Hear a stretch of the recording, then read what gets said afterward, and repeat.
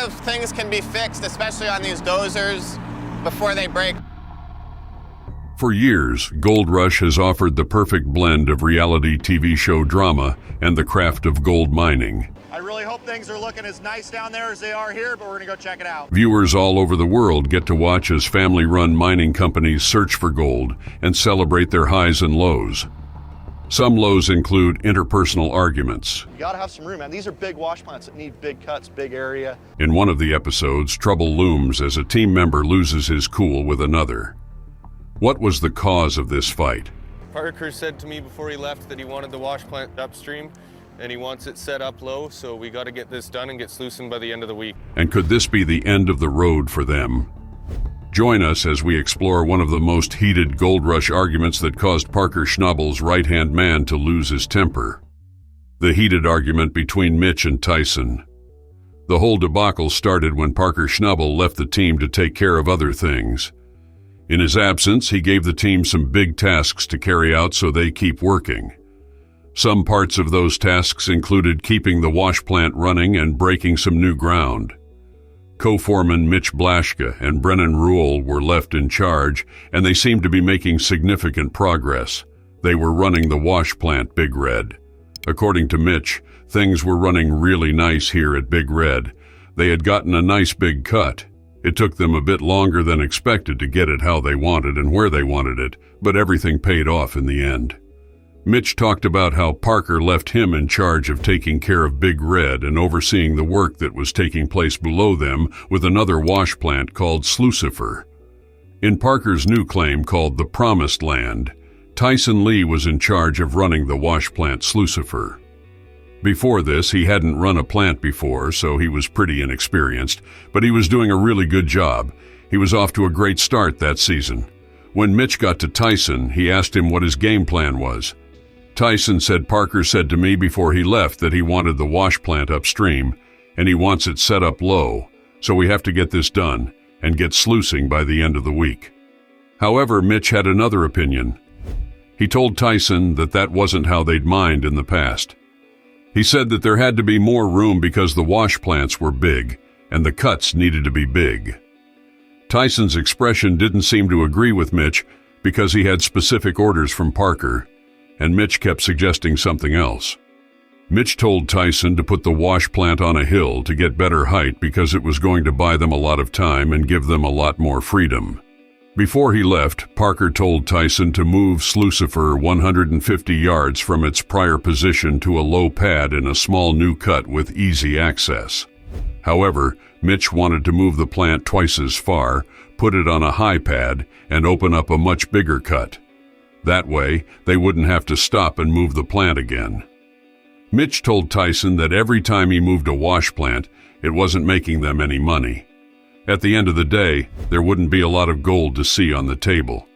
Tyson was obviously and understandably hesitant to make any drastic changes to the work. He said that he didn't want Parker to get angry at him. Mitch was insistent and said that since Parker wasn't around, he was running the show. But Parker's not here. I'm running things now. He admitted that Parker might not like them, but that he would appreciate the changes that were made. For Mitch, it was all about getting as much gold as possible. As he left the site, he said Tyson was trying to do everything that Parker wanted done. "I'm not out here trying to piss him off or do things a different way than he wants done." He continued saying, "I'm out here to make this company work and make money, and that's why we're going to change how everything is running down here." However, Tyson was still considering his first set of instructions from Parker.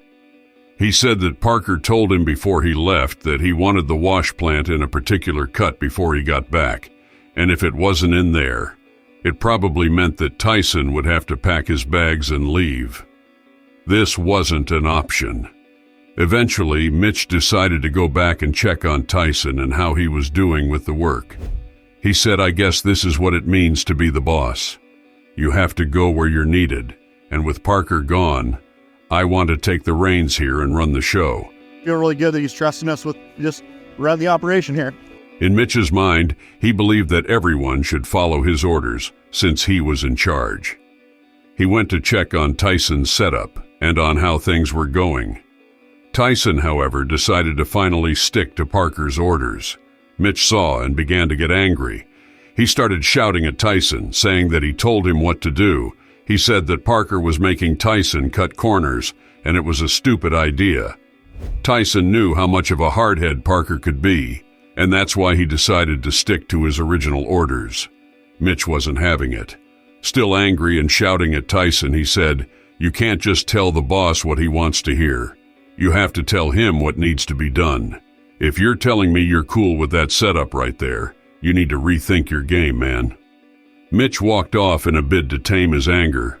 He said that there was nothing worse than a boss leaving and coming back to a disaster. He didn't want that to happen. He wanted the work to keep moving in Parker's absence and not having to call him every time things went wrong. The next day, Mitch walked up to Tyson and apologized. He said he was sorry for lashing out at Tyson, and he didn't want to be that kind of boss. Tyson accepted and said that it was in the heat of the moment, so he understood. Seeing Mitch apologize made Tyson change his mind. He decided to go along with Mitch's new orders to move the plant a different way. All Mitch wanted was to make the work easier and to run without any hassles.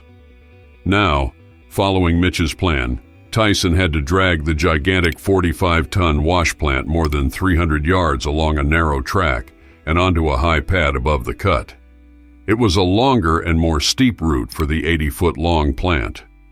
If the new move went according to plan, that would mean that they could run the plant from that spot for the rest of the season and save on downtime. Mitch agreed that the new job wasn't easy, but he maintained his ground and said that the amount of time saved would be worth it. Thankfully, everyone made up in the end without any major tussles. Still, you can't help but wonder, what is it about Gold Rush that brings all this drama? Gold Rush is a breeding ground for drama.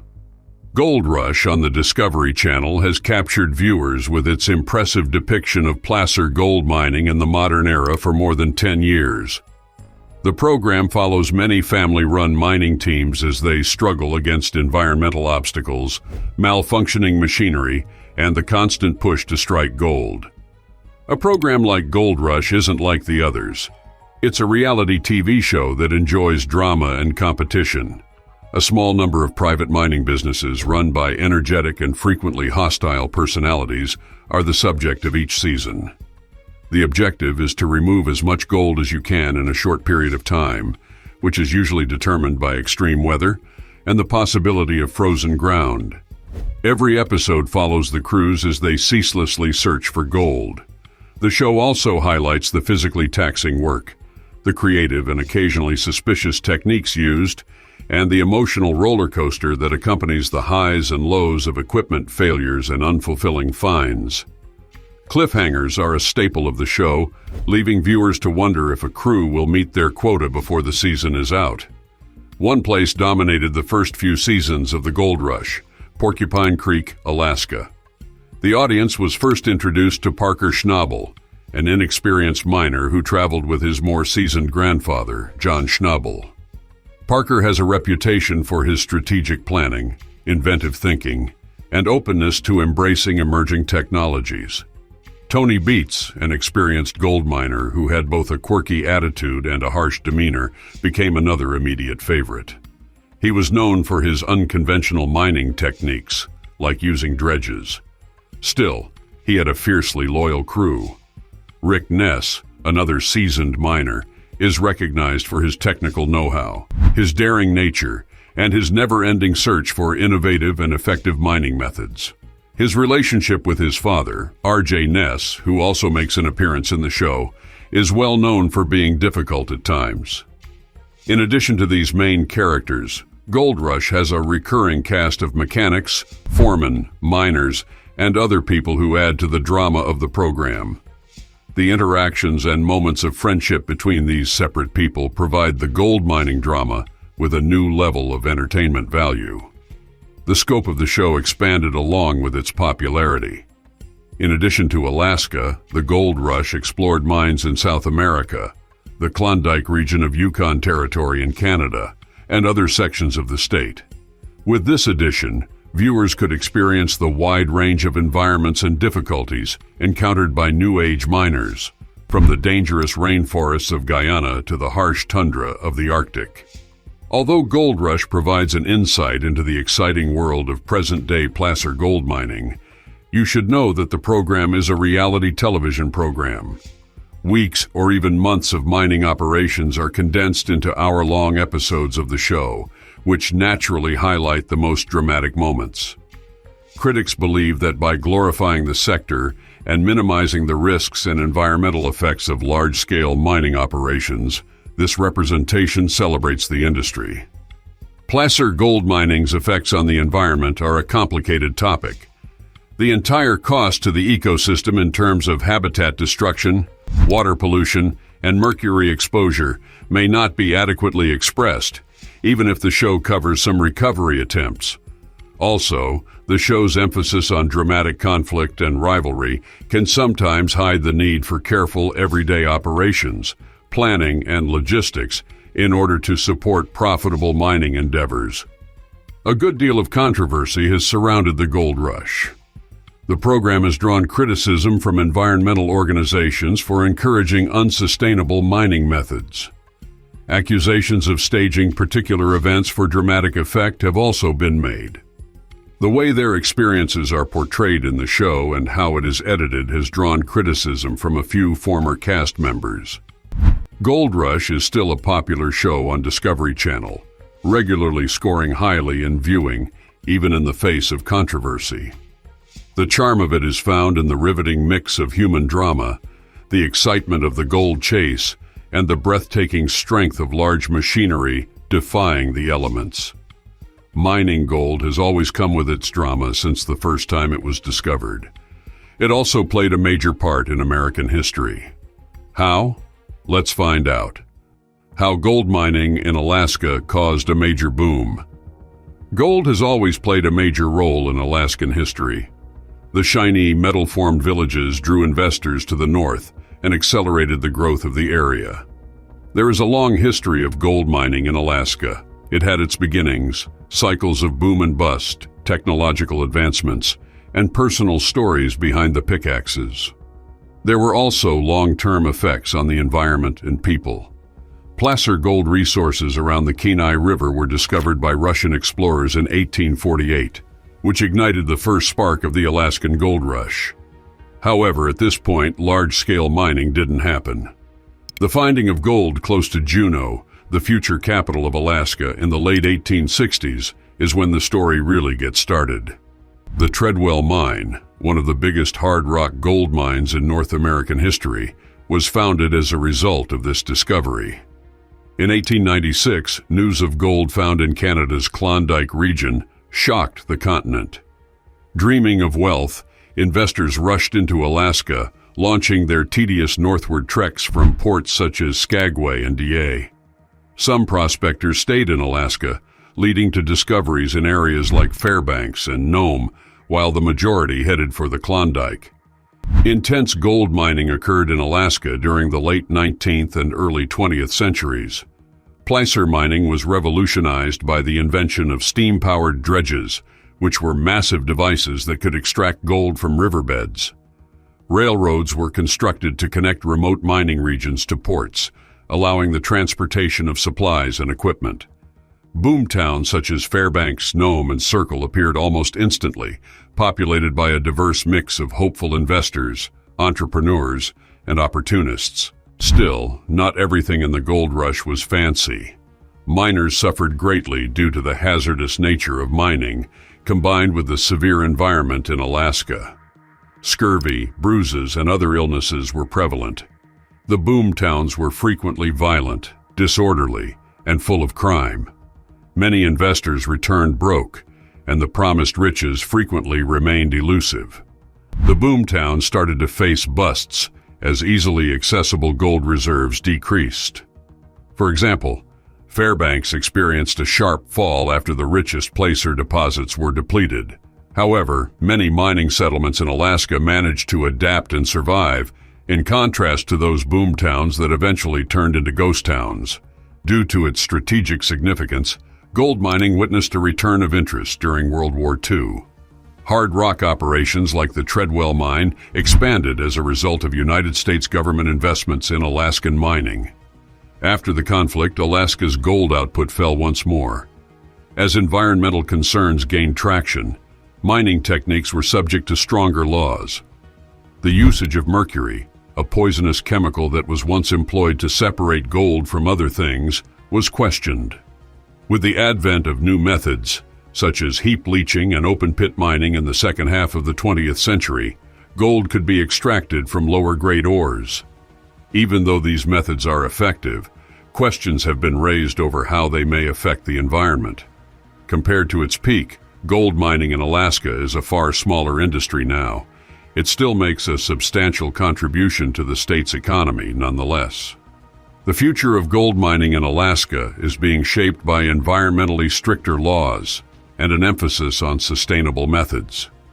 Gold mining didn't just start in Alaska. It was in other parts of America too. This next state has a similar history attached to it. California gold mining and its glittering history. The elegant appeal of California extends beyond Hollywood and sunlight. It is a state that is fundamentally connected to gold. Gold has been a key component of California's history, from its accidental discovery in 1848 to its ongoing influence on the state today. Although James Marshall's 1848 discovery at Sutter's Mill is frequently credited with sparking the California gold rush, there is proof of previous gold occurrences. According to historical records, as early as 1842, Mexican soldiers may have discovered gold resources in Southern California. These early discoveries, though, remained local and exclusive, failing to ignite the resulting worldwide craze. One of the most important dates in California's history is January 24, 1848. At Sutter's Mill, James Marshall, a sawmill foreman, saw glinting flakes in the mill race. This seemingly unremarkable find turned out to be gold. It lit the blaze that would soon consume the entire planet. The discovery was widely publicized, initially in California, and later thanks to newspaper articles and word of mouth, throughout the country and even abroad. The gold rush in California began. Basically, from 1848 to the late 1850s, the California gold rush turned the state from an isolated region into a vibrant, diversified community. Dreams of becoming wealthy drove a wave of prospectors into the state. These 49ers, so named because that was the year of the first find, were a diverse group of people, including optimistic farmers, seasoned miners, immigrants looking for a fresh start, and even those with questionable backgrounds. Before the gold rush, San Francisco was a peaceful port town that quickly grew into a significant city. New towns sprang up close to the mining sites to meet the requirements of the miners. As a result of the population inflow, infrastructural development sped up, with the establishment of roads and transportation networks to link isolated mining regions. Unfortunately, not everyone found the gold rush to be a fairy tale. The mines provided hazardous and hard-working conditions. Sickness, weather-related injuries, and accidents were all too common. As a result of the multicultural population that arrived in California, there were conflicts and violence. Because of the encroachment on their territory and the diseases brought in by the miners, Native American populations suffered the most. In the beginning, investors used basic methods like panning to remove gold from riverbeds and streams. Yet, new technologies appeared as the amount of surface gold that was easily accessible decreased. Hydraulic mining transformed the process of extracting gold, but also seriously damaged the environment. It did this by using strong water jets to break down deposits that held gold. Mercury was widely used to extract gold from other materials, a method that has long-term negative effects on the environment. Even though the California gold rush peaked more than a century ago, its influence on the state cannot be denied. Its rapid population surge established the groundwork for the state's expansion and advancement. From a little harbor, San Francisco grew into a significant commercial hub. The state still benefits from the transit networks and highways constructed during the gold rush era. People from all over the world came to California during the gold rush in search of their fortune, which is another reason for the state's cultural variety. The legacy also includes the residual impacts of mercury pollution and the environmental scars left by hydraulic mining operations. Though it is no longer a defining aspect of California's economy, large-scale gold mining activities do still exist, although on a considerably lower scale. A favorite pastime for enthusiasts and visitors alike, recreational gold panning serves as a reminder of the state's glamorous past. The history of gold in California serves as a reminder of the benefits and risks associated with resource extraction. More stringent laws and an emphasis on sustainable mining methods are the results of the lessons gained from the environmental harm that previous mining practices caused. The tale of California's gold rush is not only one of wealth gain, it is also one of aspiration, cultural change, ecological consequences, and the long-lasting effects of a discovery that altered the course of history. Placer gold mining is a specific kind of mining. It's also what the team on Gold Rush does. What is it all about? Why placer gold mining is like finding treasure. Gold is a powerful tool. It's been that way for years. A key component of gold mining has been placer gold mining. It is the process of removing gold from loose deposits like riverbeds and streams. As gold-bearing rock wears off over time, placer gold deposits are created. Gold flakes and nuggets, which are heavier than most other materials, are found in streams and rivers, usually concentrated at bends and behind obstructions that delay the flow of water. Placer miners take advantage of these concentrations to retrieve precious metals.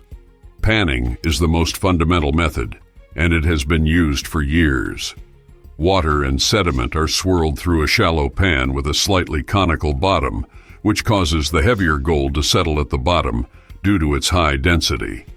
Sluice boxes, which are long wooden troughs with riffles or cleats that catch gold when water runs over the silt, are used in more complex methods.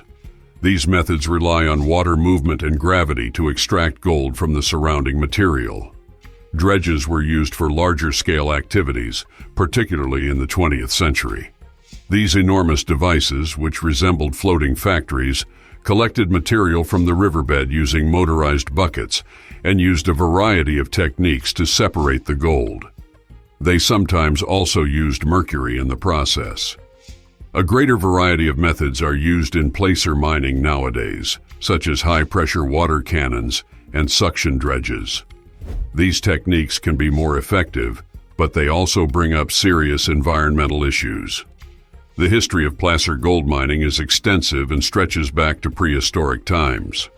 There is evidence that ancient panning methods might have been used by the Romans, Egyptians, and other ancient societies to remove gold from riverbeds. Throughout history, the practice flourished and became important to economies all around the world. During the North American gold rush of the 19th century, placer gold mining reached an all-time high. Thousands of investors looking to make their fortune were drawn to the Klondike Gold Rush in the late 1890s, which extended into Alaska, and the California Gold Rush in 1848. During these times, more advanced methods, such as hydraulic mining, which broke down gold-bearing deposits with strong water jets and sluice boxes, were developed and widely used. Placer mining remained popular in the 20th century, especially in isolated regions where hard rock mining on a big scale was impractical. However, in the latter half of the century, there was a fall due to worries about environmental harm and the loss of widely accessible gold reserves. The effects of placer gold mining on the ecosystem are major. While traditional methods like panning have fairly little effect, large-scale activities can cause a great deal of damage. Dredging changes the physical characteristics of rivers, eliminates fish breeding places, and upsets river ecosystems. Deforestation, soil erosion, and sedimentation downstream are all possible consequences of hydraulic mining. Mercury contamination of water and harm to wildlife are two serious health risks associated with using mercury for gold separation. Stricter environmental rules apply to placer mining operations nowadays. Methods to reduce harm to the environment are being developed. These include the use of alternatives to mercury and the proper execution of recovery plans to rehabilitate areas that have been mined. Sustainable placer mining methods aim to strike a balance between environmental preservation and financial gain. Placer gold mining has an impact on more than only the environment. In the past, gold rushes stimulated the fast economic development of isolated areas, resulting in the founding of towns, the construction of infrastructure, and the creation of jobs. However, after the conveniently accessible gold was gone, these booms were frequently short-lived, leaving behind damaged communities and the environment. Local communities may suffer greatly socially as a result of placer mining. It can offer job prospects, especially in isolated places with few other economic options. On the other hand, it can also result in societal unrest, disputes over the use of the land, and a wave of foreigners that deplete the available resources. Mining gold isn't all that it's cracked up to be. Looking for gold sites involves a lot of technicalities. How gold prospecting was a money-making scheme. The process of looking for fresh gold deposits is called prospecting. Depending on the kind of deposit sought and the prospector's resources, several methods are applied. Placer gold has historically been a commercial activity, but in certain rich countries, it has also gained popularity as an outdoor pastime. Prospecting for gold has been common since ancient times. It has been a widespread way to make money since the earliest written and archaeological references. One typically uses a gold pan or other comparable tool to remove loose surface silt and wash free gold particles. Although gold pans have been around for millennia, prospectors and miners with few resources still frequently use them. Sluices or other mechanical devices are typically used in place of gold pans once placer gold is found in order to wash larger amounts of material. When placers are tracked back to their sources, hard rock gold deposits are frequently found as a consequence of placer gold discoveries. Hard rock or lode gold resources can be prospected with a variety of equipment. At its most basic, it involves scanning the surface of rock outcrops for exposed mineral veins, hydrothermal alteration, or rock types that are known to contain gold resources. All you need for fieldwork may be a hand lens and a rock hammer. The physical characteristics and geology of hard rock gold deposits vary greatly from those of placer deposits, and prospecting strategies can vary greatly depending on the kind of deposit. Similar to placer gold, the prospector's financial resources determine how sophisticated the techniques used to search for hard rock gold are. The subsurface is frequently explored through drilling. Geophysical irregularities linked to gold resources can be found using surface geophysical techniques. Samples of rocks or soil can be gathered for geochemical laboratory testing to figure out the metal content or identify geochemical irregularities. Even under a microscope, hard rock gold particles could be too tiny to notice. The majority of gold mines now come from massive open pit and deep underground mines. Small-scale gold mining is still prevalent nevertheless, particularly in poor nations. What do you think about the gold rush, its history, and all the drama? Let us know in the comments below. Also, don't forget to hit that like button, share the video, and subscribe to the channel for more exciting stories and mysteries.